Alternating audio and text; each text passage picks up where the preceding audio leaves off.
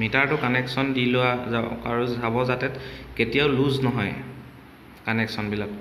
আৰু proper DC ফালে আপুনি DC কেবল ইউজ কৰিব আৰু AC সাইডত আপুনি AC কেবলহে ইউজ কৰিব।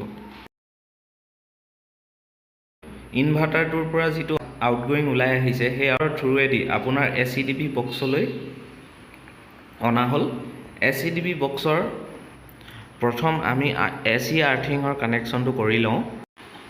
ইয়াত আপোনালোকে দেখিবলৈ পাইছে SPD, MCB আৰু আপোনালোকৰ ফেজ আৰু নিউট্ৰেল কানেক্টৰ।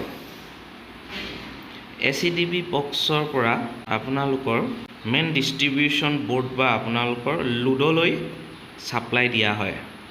বলক কানেকশ্যনটো আমি সঠিকভাৱে কৰি লওঁ।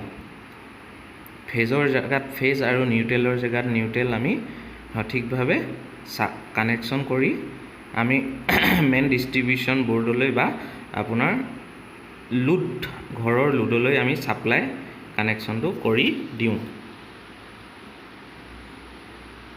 মনত ৰাখিব প্ৰত্যেকটো কানেকশ্যন কৰাৰ আগতে MCB, আইচলেটৰ আৰু আৰ্থিং সঠিকভাৱে চেক কৰাটো অতি প্ৰয়োজন।